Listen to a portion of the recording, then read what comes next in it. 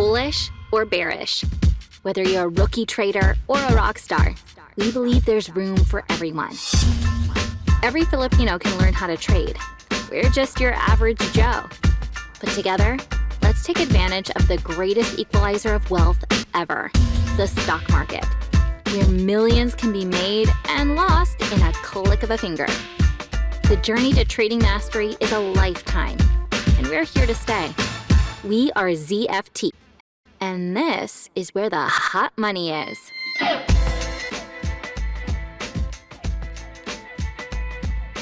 Ayun. So, good evening guys and welcome sa ating Ask ZFT podcast for tonight.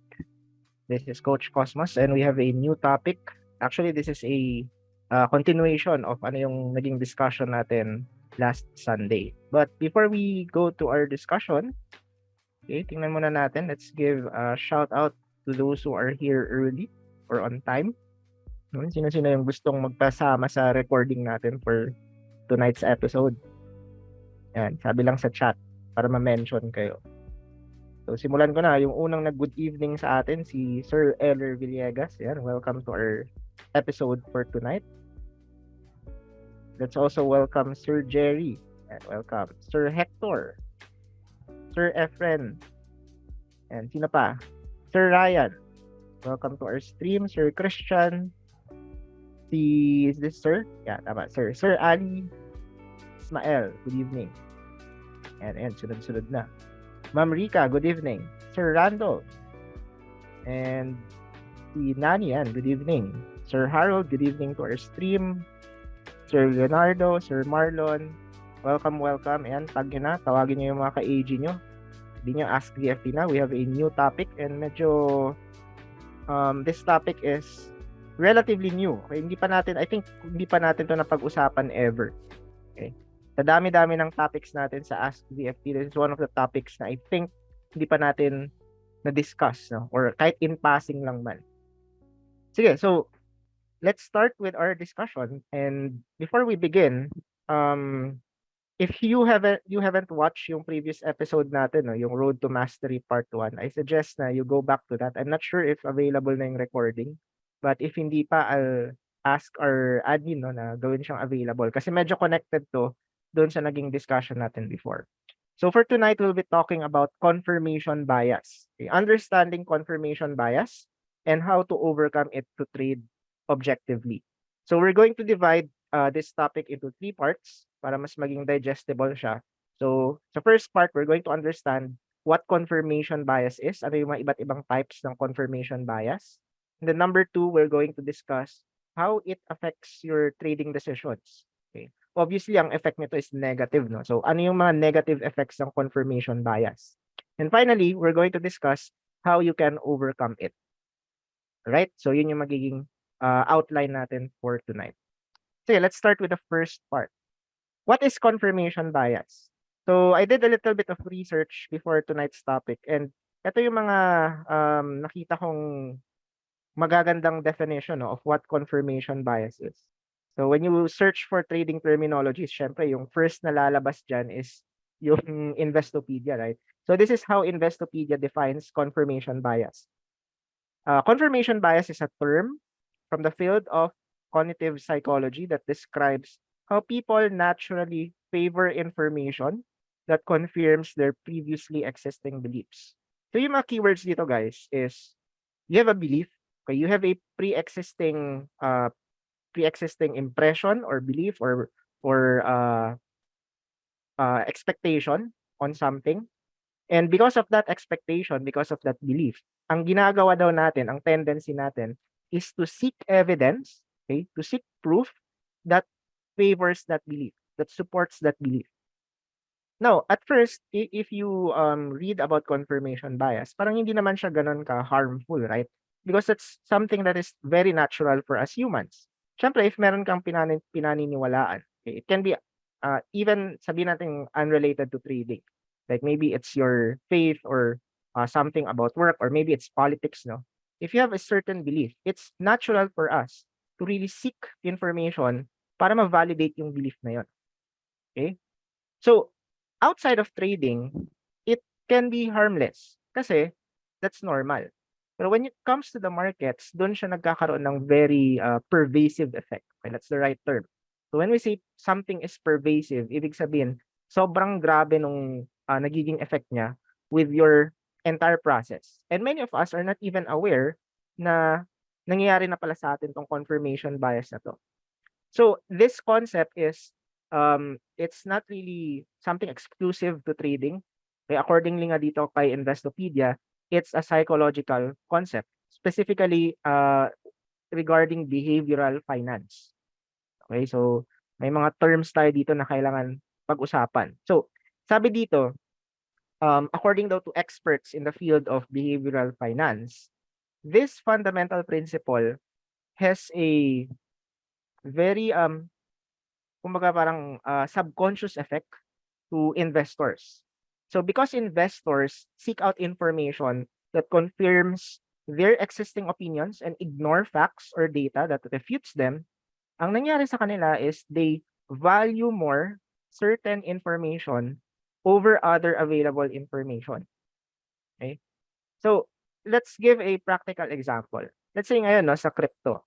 If you look at the crypto market, there are certain sentiments all around. Like some are very bullish about it kasi daw hindi tayo bumababa below 20K. And some are bearish. Sinasabi nila na yung etong rally daw na to is a echo bubble rally. So, ibig sabihin, it's a bear market rally and ang goal ng rally na to is to trap bulls. Okay? Kumbaga parang ito daw yung biggest bull trap ever according to some traders. So these are conflicting opinions and here you are, you're trying to trade this market. And syempre, you need to have a bias, right? It's impossible to trade effectively without a bias. So you look at these facts. Okay? Titingnan mo tong two sides of the coin. And then using your own process, using your own analysis, gagawa ka ng sarili mong bias. So either you're bullish for this kind of market or you're bearish. But sometimes what happens is, in that process of having that bias, certain information in the market changes. Okay?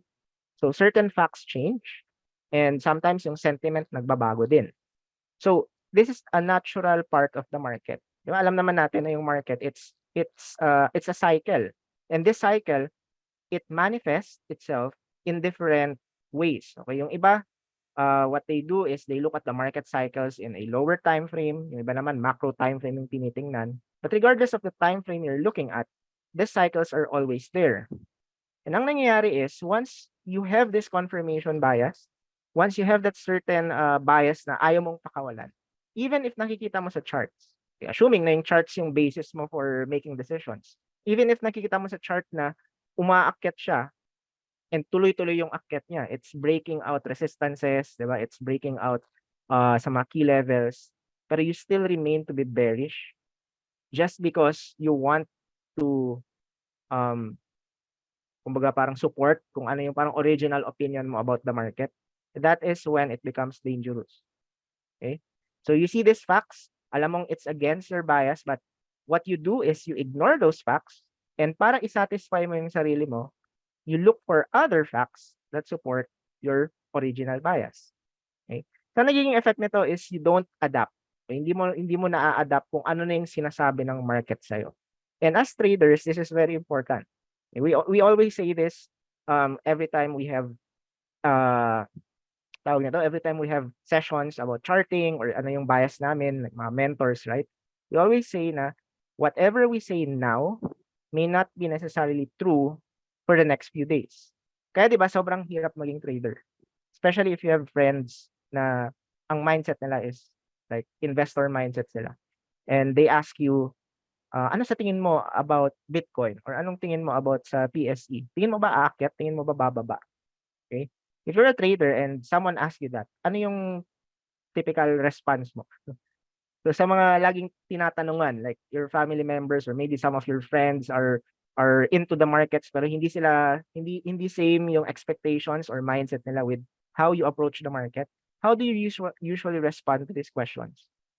'Di ba yung tendency na yung ano natin is we tend to say as less as possible. Diba? Parang ganun. Parang we try to filter everything. Gusto natin na parang kung ano man yung lalabas sa bibig natin, it's not going to be taken as advice, as financial advice. Okay? We have all this disclaimers and all na okay, ganito yung bias ko, but hindi ibig sabihin na yan talaga yung mangyayari. So 'di ba, like yan sabi ni Sir Ryan, di ako sure, pwedeng tumaas, pwedeng bumaba. And how do these people respond when you answer it that way? Parang ako, I've had this experience before na I'm in a group of friends tapos tinatanong nila ako ng gano'n. And when I responded that way, like hindi ko alam. I don't know what will happen. What I do is just I trade what I see, and then kung ano man yung belief ko now, it might change tomorrow. Some of them tend to be really confused. Like they don't understand ba't gano'n? Hindi ba dapat like parang meron kang conviction kung aakyat ba siya or tataas siya ngayon? Okay? So that's the problem. And as traders, we need to develop that habit. And hindi lang pala siya habit, no, that way of thinking. When you are in the market, ang goal mo always is to adapt. Okay? To adapt to whatever information that you consider in your trading process. Okay? But that does not happen all the time. Okay? Even for seasoned traders, like yung mga years na sila nagte-trade. Okay? So, for newbie traders, this happens kasi nga 'di ba gusto mo maging tama. Now for seasoned traders naman, nangyayari 'to when they have too much conviction. Sometimes I'm guilty of this, and I know yung other mentors natin, you can see it, 'di ba? We're very transparent when we have big losses, or if nasa drawdown kami, we tell it, or kung hindi man namin pinapakita talaga specifically ano yung losses namin, but we share ano yung naging learnings namin when a certain stock drop in the PSE at may isa sa amin tinamaan, no? So we tend to share about it and discuss it, ano yung nangyari, ano yung naging problem. Most of the time, the problem is not on the strategy, okay? Not on how we analyze the market. Walang problema doon. We are confident with that. Hindi din siya about execution. It's just that when we had this certain trade idea, tapos masyado naming pinanghawakan yung trade idea na yun to the point na parang at the back of our heads, we cannot admit that we are wrong. That's the time na nangyayari yung mga ganong klaseng losses. Okay? So that's on our end for some seasoned traders. I won't say na seasoned trader ako, no, but I have those experiences na hindi ako nakapag-adapt agad with what the market is telling me.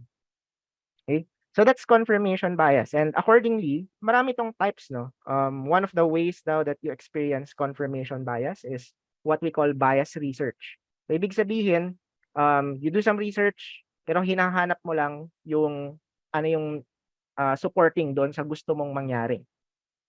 And in trading, what's our version of research? Any guess? Ano yung research natin as traders? We call it what? Diba? If you're a college student, research yung thesis, diba? Or feasibility study. But if you're a trader, what do? You gather data, okay? That's research, right? And we call it backtesting.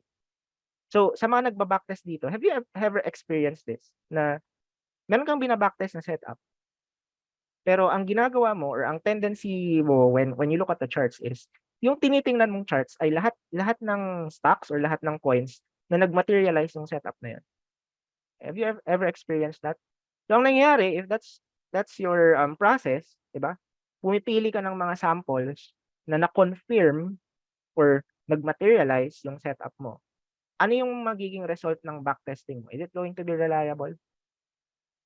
Diba? Ano ba yung purpose ng backtesting? It's for you to test, right? If the setup is working or not. Kung maganda ba yung expectancy ng setup. But if you have confirmation bias, you gather all the winners, okay? And pag may nakita kang sample, pasok sa criteria, pero hindi siya nag-materialize na maayos, so you tend to ignore it, what will happen? You will end up with data, and yung conclusion mo doon sa data is going to be inaccurate. And that can lead or that can spiral or lead to ang tawag nito, parang magkakaroon siya ng chain reaction, di ba? It will lead to series of wrong processes. Okay? Akala mo nag-work yung setup, yun pala hindi talaga. And then because of that, you trade the setup. You're trading a setup that's not even profitable in the first place. And then you wonder while you're trading it, following what the market is telling you, nakita mo yung mga technicals, nag-a-align naman siya sa criteria mo.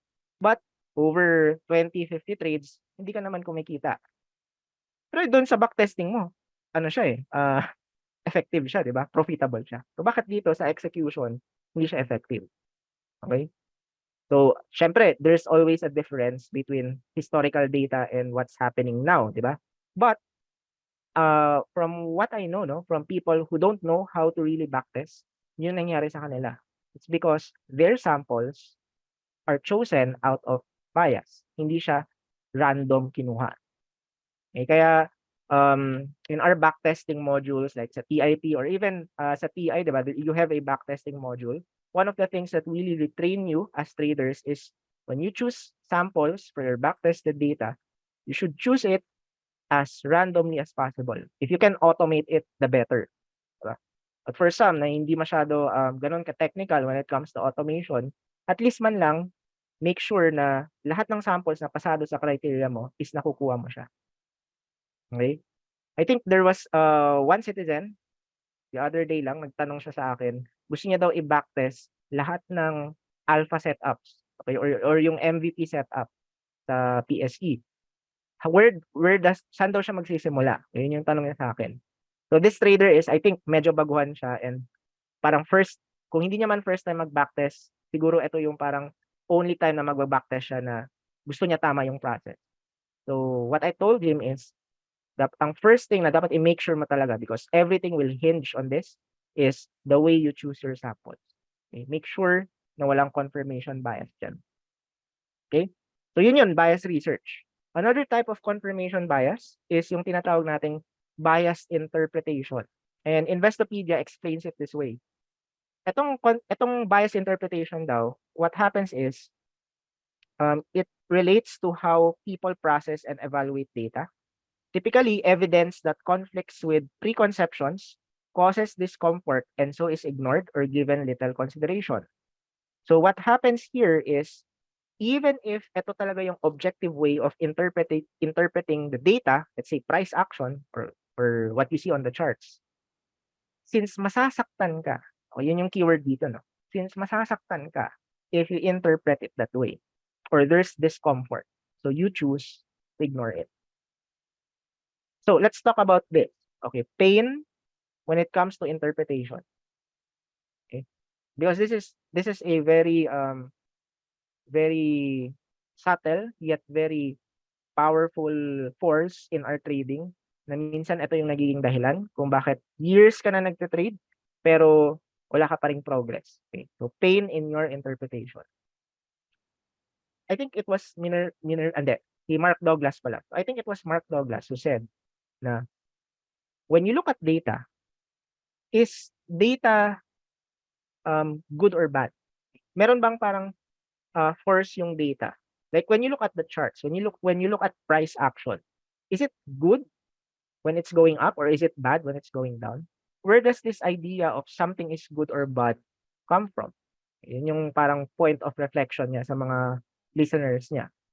And when I first heard that, sabi ko, how can something so numerical, okay, like price action, candlesticks, it's just numbers, right? How can something numerical cause so much pain sa akin?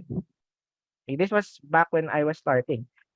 Kunwari, pag nakita mong bumabagsak yung price, di ba? Sunod-sunod na red candle. Nafe-feel mo ba na if you're in that trade, you're long in the trade, tapos nakita mo yung sunod-sunod na red candles na yun, yung parang bumibilis yung tibok ng puso mo. Or parang you feel na parang stress, anxious, lahat na ng emotions magkakasabay-sabay sa sarili mo. And then you begin to tap your feet, tapos parang nagiging restless ka na, di ba? The reason why you're being that way is just because you're looking at successive red candles. And for me, now that I think about that, okay, in hindsight, no, I think that's very fascinating. Kasi what you're looking at are just numbers. Wala namang ano dyan eh, wala namang parang tinatakot ka or threat ka. Wala namang parang sinasabi sa'yo na, oh, eto na, talo ka na, di ba? You don't see it on the charts. Okay? Those are just data. Okay? Candlesticks are just data. Technicals, indicators, these are all just data. Ibig sabihin, they are all neutral. Okay? Wala silang negative or positive force. But because of how you interpret the data, doon siya nagkakaroon ng emotions. Okay, emotional impact sa'yo. And obviously, a huge part of that emotional impact is yung attachment mo doon sa trade. And why are we usually attached to our trade? because we are attached to our capital. Now, yung attachment natin sa capital natin as traders, do you think that's normal? Para sa inyo ba, like, is it normal na you value your money doon sa trading account mo to the point na there's some attachment? Or is it something na abnormal, 'di ba? Pag wala kang attachment sa capital mo, 'di ba? That's abnormal. So ano yung take niyo on this? Ayan, so sabi ni Sir Peter, yes daw. Sabi ni Sir Bok, of course. My take on this is ganito, no. Yes, it's normal. Okay? But the mere fact or the fact that it is normal is one of the reasons why you have to be very conscious about it. Okay? Because yung attachment mo sa capital is one of the many, I'm not saying that it's the main thing, but it's one of the many things that will compromise your objectivity when you trade. Okay? So yes, it's normal, but you have to be conscious since it's normal. So kailangan mong hanapan ng way na when you trade, hindi naman sa hindi mo iniisip yung capital mo because that's also not suggested, no? Hindi din maganda yung ganun. But you have to trade in such a way na number one, you're confident na if you follow all your rules, if you follow this strategy, alam mo na over the long term, yung capital mo, magkakaroon man ng drawdown, magkakaroon ka man ng losses, but over the long term, it's going to be, kung hindi ka man kikita, it's going to be preserved. Okay? It's going to be managed well. Right? So, yun yung challenge. And lastly, regarding types of confirmation bias, meron din tayong tinatawag na bias recall. Okay? So, tatlo to bias research, okay, which affects our backtesting. Bias interpretation, which affects our attachment when we are in a trade. And you have bias recall, which for me, ang best application of bias recall is this. Nag-trade ka, natalo ka, tapos yung talo na yon, yung attachment mo doon sa talo na yon, since you remember it, now that you are in a new trade, now that you're looking at a different, maybe even a different market, no? But because you lost dito sa previous trade na to, dala-dala mo yung losses na yon pagdating sa next trade. Okay? And we all say this, diba? Like if you're a trader, every trade is unique. Okay? So I want you to say that or write that down. Every trade is unique. Ibig sabihin, kung ano man yung talo mo na, ano mo yung panalo mo na, pagdating mo sa next trade, dapat it's a reset of mindset. Okay? Hindi mo pwedeng nagde-trade ka ngayon tapos dala-dala mo yung euphoria or dala-dala mo yung anxiety mo doon sa previous trade mo because that's not going to be an effective way of trading. Right? So yan, bias recall. You don't want the market to always remind you of what happened in the past. Okay? Sometimes the past, lalo na sa atin, no, if you're starting as a trader, diba, masakit yung mga losses before. But sometimes yung pain na yon, yung recalling that information before, is what will hinder you from moving forward. Kaya diba, one of the things that we always advise traders is, if you want to start right, the first thing that you have to do is let go of all your open positions. Or ito yung tinatawag naming purge, 'di ba? Kahit is it a winning trade or losing trade ba yan? Up ka ba dyan ng ganito ganyan, no? If you know that the process of you having those positions was wrong in the first place, there's no point for you to hold on to that. Unless sabihin na lang natin, no, na gusto mo talagang i-separate yung persona mo, like you have an investor persona, so meron kang portfolio na ito pang investor talaga to, so kahit ipit ako dyan for how many years, okay lang sa akin. Then you have another persona, yung trading persona mo, so ito yung dapat hindi ka nag-average down or hindi ka like mahilig mag long term, you just trade the swings, di ba? So if you can do that, that's fine, but for many people that's very difficult. Okay, I've been there before. Okay? Before ako nag-decide and really commit na I'm going to do this right, it took me so much reflection and asking so many questions sa sarili ko, researching a lot, just for me to really accept na kung ano man yung nangyari sa akin, ano man yung mga hawak-hawak kong talo, kailangan ko na yung i-liquidate, kailangan ko na yung ibenta.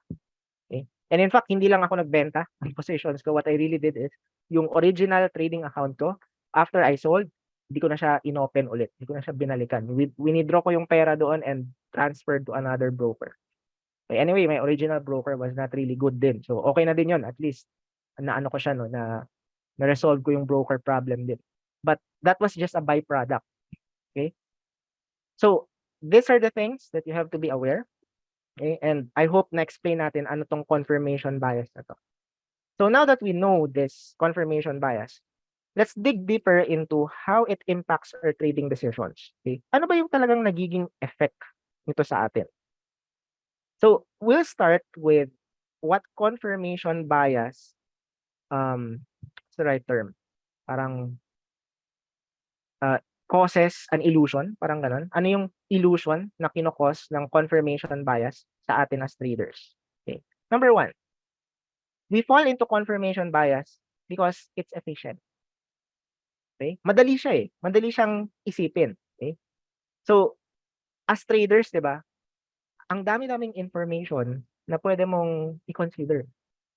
Of course, if you have a trading system, it's easier kasi alam mo lang kung ano yung kailangan mong tingnan, 'di ba?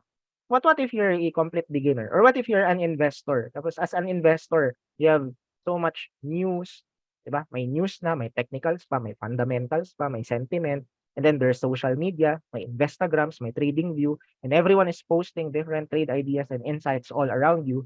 So, sobrang daming information. Sabi nga sa Investopedia, it's an information jungle out there. And the more you dig into this information, the more you Google, di ba? Ngayon may chat GPT na din, di ba? Like you can ask AI what they think about this particular instrument or this particular market, di ba? So we have access to all this information. The more we do that, it gets thicker, di ba? Mas nagiging sobrang daming kailangan mong i-consider. And it drains. Okay? It drains our energy. It drains our time. Sobrang taxing niya. Diba? And that's when confirmation bias, magsisimula siya parang bubulong lang sa'yo. Okay, sige. Ano yan eh, masyadong maraming information. Diba? Ito lang tingnan mo. Ito lang itong nagsusupport dyan sa gusto mong mangyari. Naaakyat talaga yan. Okay. So, yun. It's efficient. Diba? It's easier for us to just consider what supports us. Pero maliban sa pagiging efficient, here's another illusion that this problem causes us. It helps our self-esteem. Okay? It helps our confidence, di ba? People like to feel good about their opinion. People like to feel good about their beliefs. Na pag may nakita silang ibang, it can be another person, another reference, maybe a market personality, or maybe just the fact na may Facebook group yung tinitrade nilang stock, di ba? It can be as funny as that, but the fact is, when people see this, or when you see this as a trader, it makes you feel that, okay, so hindi lang pala ako nag-iisa with this kind of opinion. There are other people probably better than me na yun din yung iniisip nila. So it makes you feel intelligent. It makes you feel like you're doing something right. And that's very dangerous. Okay? Because when you suddenly base your confidence, your self-esteem as a trader with how other people are looking at their own trade idea, that becomes very problematic. Kasi hindi mo naman alam kung ano yung naging process nila to arrive with that kind of opinion. Even if, again, you're using the same system, diba, last time pinag-usapan natin to, we mentors, we use the same system, the ZFT system, but meron na kaming kanya-kanyang personal touches. So when I listen to, let's say, I'm listening to Ken, ito yung bias niya for this particular stock. And nakita ko na, okay, that's good. Okay, it confirms. Pero pagdating sa own process ko, iba yung ma-generate kong bias with that. Does it mean na one of us is wrong? Well, eventually, yes, one of us is going to be wrong. But at that point in time, when something is uncertain, both of us has valid opinions. Okay? But in the end, ano ba yung lagi namin sinasabi? Strong beliefs. Okay, we have strong conviction with our own process, with our own biases. We do it and execute on that with conviction, but they are loosely held. Diba? Strong beliefs loosely held. And that's the kind of mindset that you want to have as a trader. You don't want to have strong belief and hold on to that really tight. Okay? And 'di ba mahirap 'yun. Mukhang maganda lang siya sabihin, 'di ba? Strong beliefs loosely held. But once you are there, it's very difficult. Kahit ako, I'm having a hard time like all my tawag nito, all my screeners, mga ino-automate ko, 'di ba? Ang dami-dami kong mga kino-code kung ano-ano pa diyan, no? My process is telling me that this market is bullish, but the market is telling me na I'm going bearish. Okay? So when you're in the middle of your process or your strategy telling you something else with what the market is telling you, sinong susundin mo? Are you going to follow ano yung nakikita mo sa mga quants mo, nakikita mo sa process mo, or are you going to follow what the market is telling you? Diba? So nandun yung tension. And sometimes your process do not know how to listen to the market properly. Or kung kaya niya mang pakinggan kung ano talaga yung sinasabi ng market, nagagawa niya late na. Okay? Kumbaga parang hindsight na, okay, so bearish pala kasi bumagsak na ng 50% or 80%, di ba? Doon ka lang naging bearish. And once you went bearish, that's the time that the market decides to go bullish, di ba? So you're caught in this up and down of how the market moves. Natural lang sana yung cycles na yun, but since the way you look at the market is very biased, yung mindset mo is gusto mo i-boost lang yung self-esteem mo. So you get whipped up and down with its movements. And you don't want that to happen. But again, that's what confirmation bias does. Okay? Nakatulong siya sa self-esteem mo. And finally, okay, the impact of confirmation bias, yung illusion niya is nakakawala siya ng stress. Okay, di ba? Yeah, there is this quote here from Fitzgerald. Okay, basahin ko ah. The test of a first-rate intelligence is the ability to hold two opposed ideas in the mind at the same time and still retain the ability to function. Napakaganda nitong quote na to. Okay? Yung measure daw if you are really objectively intelligent is when you can hold two opposing ideas in your mind but you can still function. And I think that's something very important for traders. Maybe even outside of trading, diba? Like if you go to the outside world, talk about politics, diba? People have this different opinions on politics. Like one, ito yung sinusupport na candidate, yung isa naman ganito, diba? But if you have now the ability of looking at these different options, different facts, hold it in your head, but still able to function, stay objective and stay neutral without being too emotional about your biases, that's the peak of intelligence daw. That's according to Fitzgerald. So in trading, ang ibig sabihin nito is every time you look at the market, ang dapat mong gawin is you follow your process, right? You have a strategy, you have a framework, okay, susundin mo yun. But you have to actively seek out both sides of the coin. Okay, the keyword here is actively. So if let's say tawag nito, yung process mo is telling you, okay, the market is bullish. But you have to actively look at the market and look for facts, look for data that might tell you na maybe it's bearish.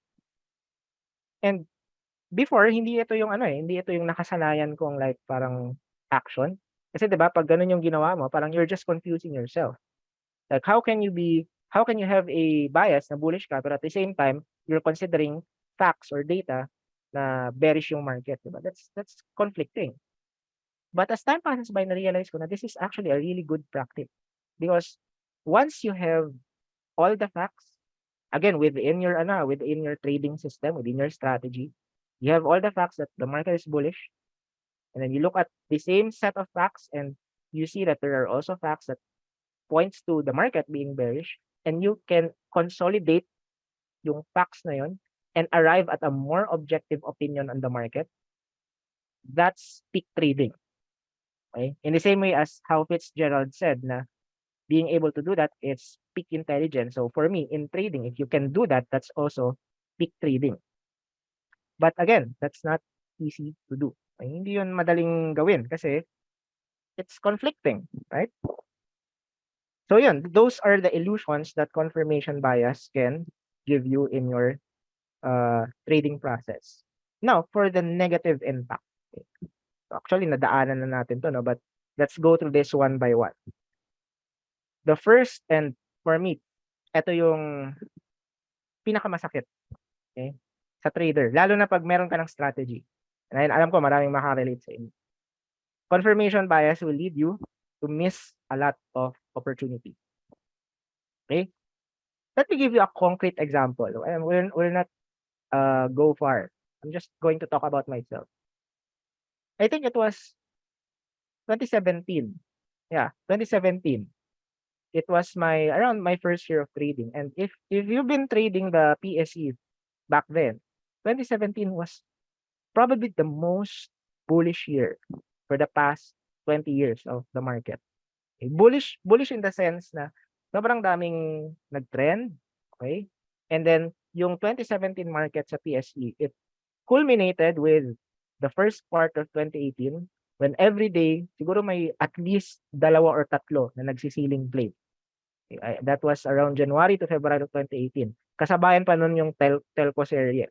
Okay? So if you've been trading around that time, you know that the whole market was very bullish. Everyone was winning, di ba? A lot of stocks are all-time high. And you know what, di ba? Pag all-time high yung market, walang talo. Di ba? I mean, technically, yes, may mga talo pa rin, but siguro 90 to 95% of the participants are winning. So everyone was very euphoric. But during that time, hindi ko alam kung bakit.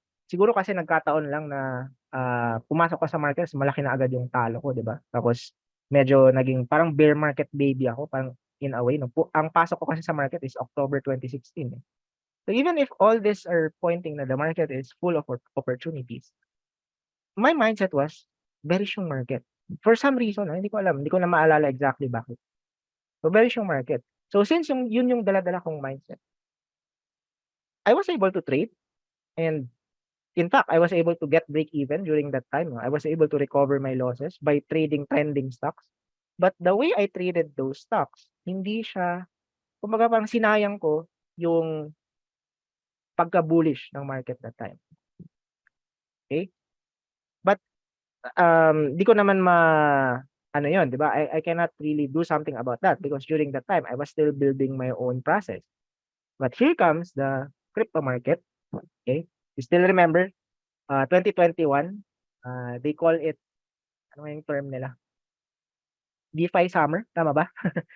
That's the term, right? DeFi summer. So it was a time na everything in the crypto was just going up. Yun, ganun na lang natin i-describe.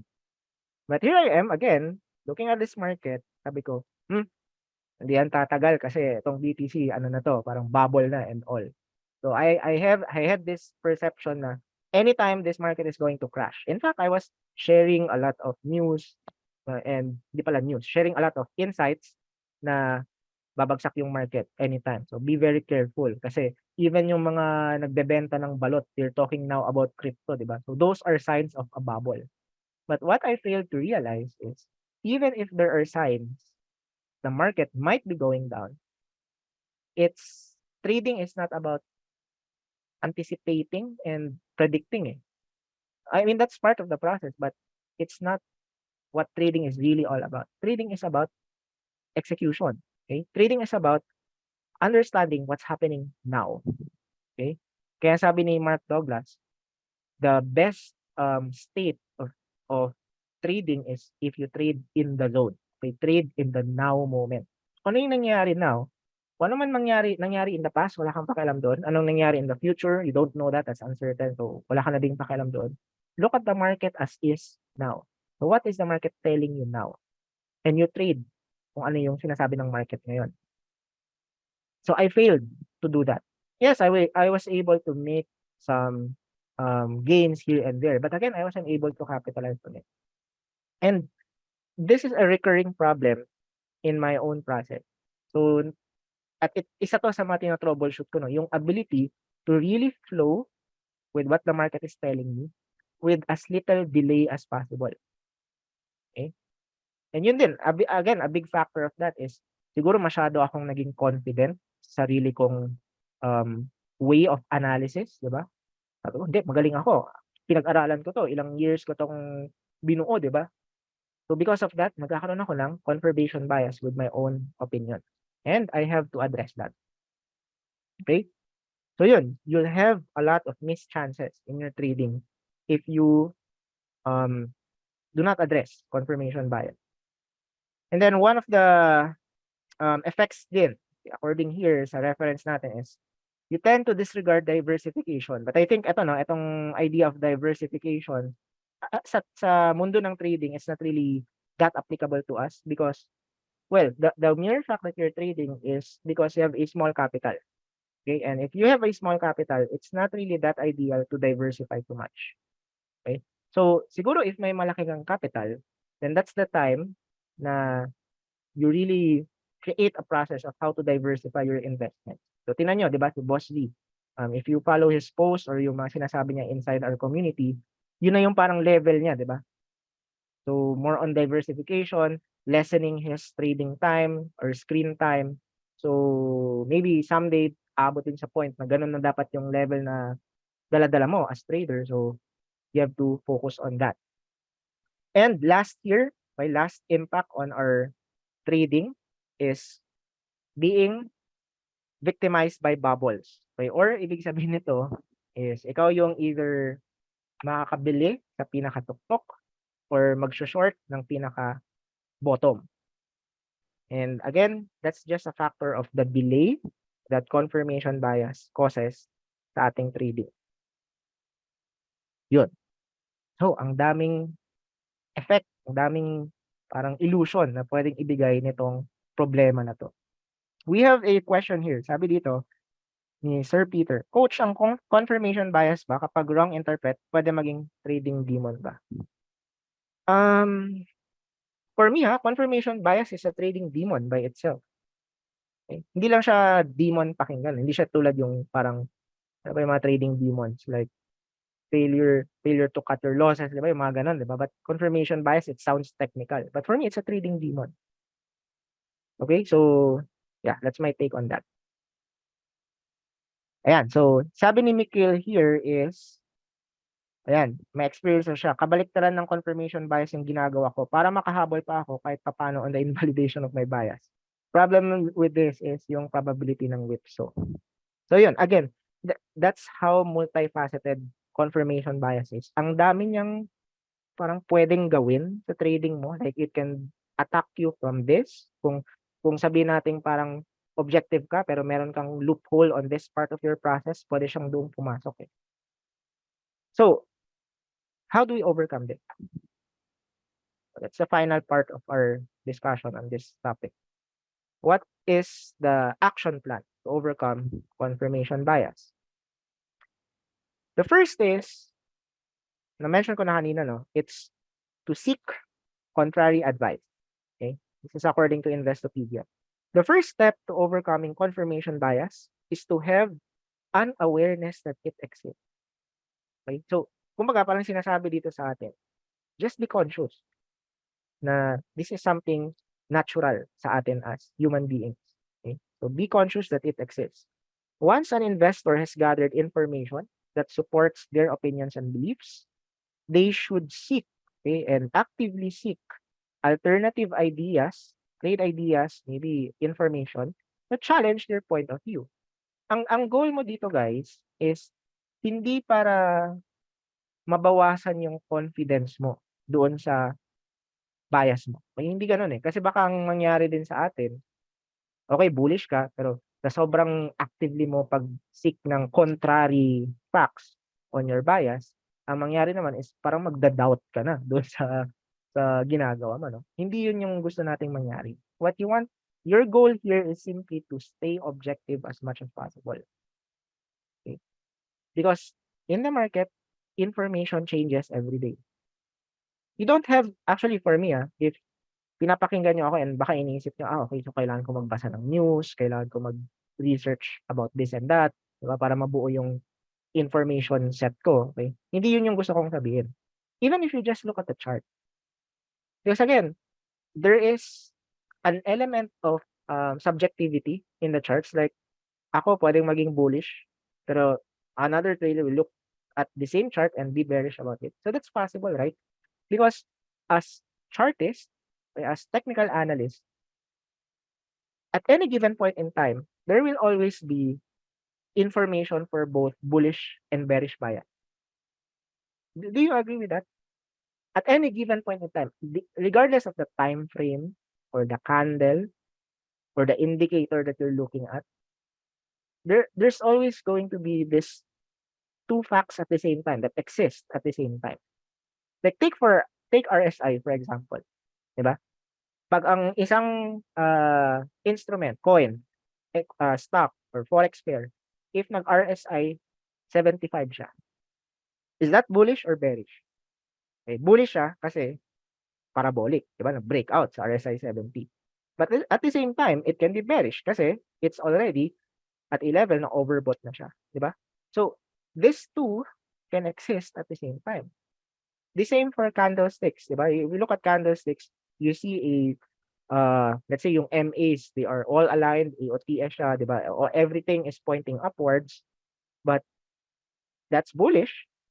But another trader will look at it, a reversal trader, and oops, ito malapit na yung top kasi the MAs, yung movement ng MAs are already extended.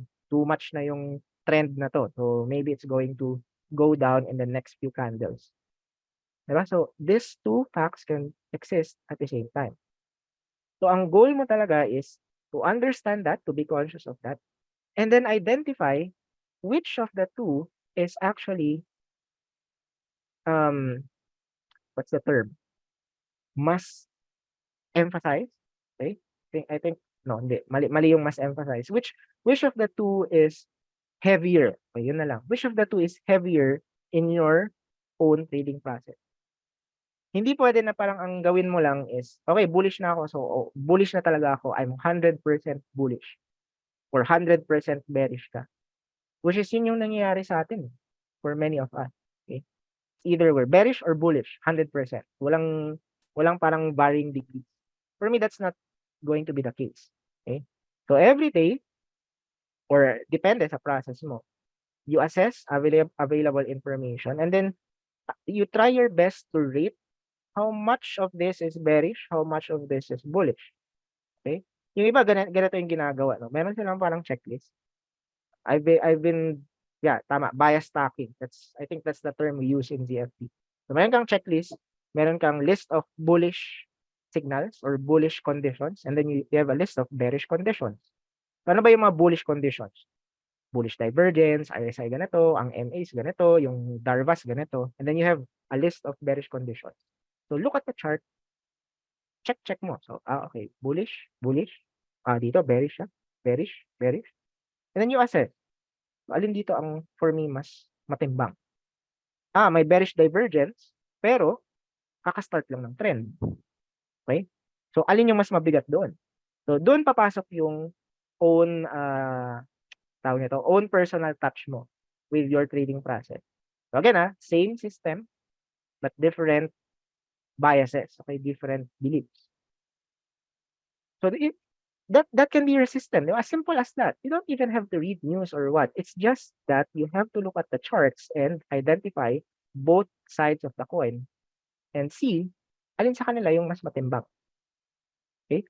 So, yun yung seeking contrary advice in our context as technicians. Okay? And then, siguro yung last thing na pwede natin gawin about overcoming confirmation bias is really practicing your disassociation or yung detachment mo with the trade. And para sa akin, yun yung pinakamahirap eh. Kasi, again, we're always attached to our capital kasi hard-earned money mo yan eh. But there is a way to do this. And I'll tell you guys paano ko siya ginagawa. Siguro, factor sa akin, factor sa maraming traders na you trade capital that is big enough. If you trade it, it's rewarding, but not big enough to the point na if ever you become careless or you become, sabi na lang natin, no, prone to mistakes, okay? If ever that happens, tapos natalo ka, may drawdown ka, hindi siya ganun kalaki yung effect sa ano mo, sa financial stability mo. So, again, this goes back to how stable you are financially, whether we like it or not, okay? And sobrang sometimes it's painful for me to give this advice to some traders, and alam to ng mga kung baka yung iba sa inyo dito nabigyan ko na ng advice na to, no, na came to a point na sasabihin ko na lang doon sa nagpapa-consult sa akin na sir or ma'am, maybe it's not right for you to trade right now, okay?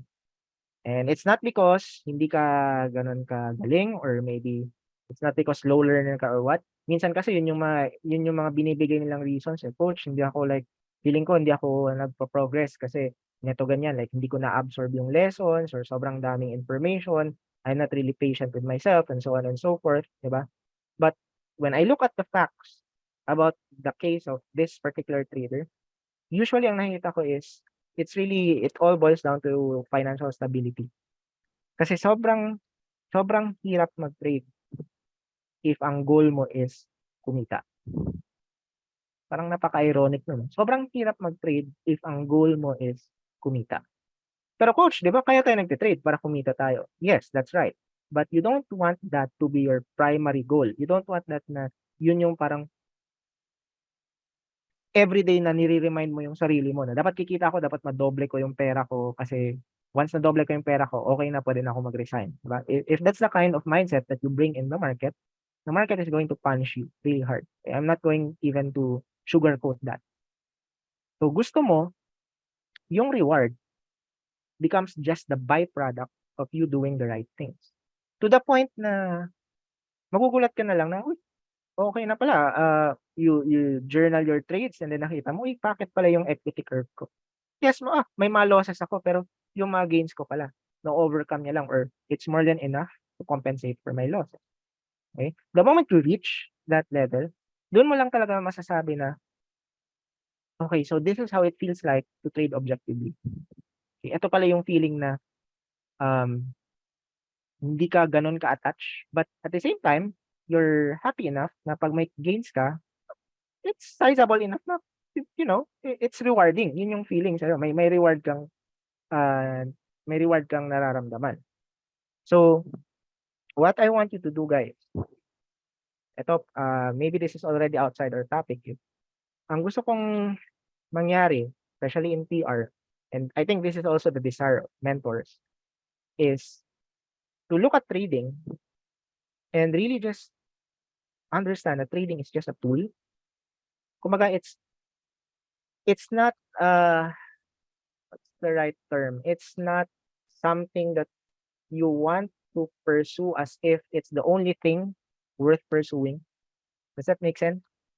Okay? Kaya nga 'di ba, we transition from being like all about trading 100%, okay, dapat magaling ka sa technicals, blah blah blah blah, to something now na okay, trading is one of the skills that you can master. In Trading Republic, this is the main skill that we want you guys to master kasi this can give you a lot of reward that no other skill in the world can provide to you. But at the same time, do not be clouded or narrow-minded with other skills na pwede mo ding magamit to build on your financial stability. Kasi at the end of the day, you can only trade effectively if you have good capital. And where do you get capital? Kung hindi ka pa, like sabihin natin, you're not even a good trader at this point. Like you're just trying to really learn the game. Where do you get capital? If you have leverage, that's good. Diba? You can borrow money from other people. But for many of us, the only way for us to get capital is through our skills. Okay, maybe even through your work. Kaya yung dating mindset namin na pag trader ka, dapat wala kang, 'di ba? Parang wala kang ibang inatupag kundi mag-trade ka lang. Dapat 'yun yung goal natin. 'Yun yung dapat mo, full-time trader ka lang, mag-resign ka sa trabaho mo, and that's it. But now that slowly became for many people, that slowly became a parang thing of the past na parang hindi pala ganoon. Okay, and mahirap pala. Maybe for some people, nag-work yun, but for majority of us, it's not going to work. So, yun yung dapat na bigyan natin ng pansin. Okay, for me. How do you make sure na you develop your trading skills, but at the same time, you have other ways to build your financial stability. You have other skills to help you with that. Kasi yun na nga, like what I've said in my previous podcast, I think 2 or 3 Sundays ago, sobrang sarap mag-trade pag hindi problema yung pera. Okay? Yes, it's still emotional. Doon pa rin yung losses, diba? Nandun pa rin yung feeling na parang tawag nito, parang masakit kasi natalo ka. But since, again, if you're just following your process, diba, nagkataon lang na tinamaan ka ng probabilities, it's going to be easier for you to stay objective and to not be trapped in this, yun na nga, yung confirmation bias na dahil sobrang dami mo ng talo, diba, like to the point na hindi mo na kayang mag-let go with your opinions or biases in the market. Okay? It can lead to there if you're not careful.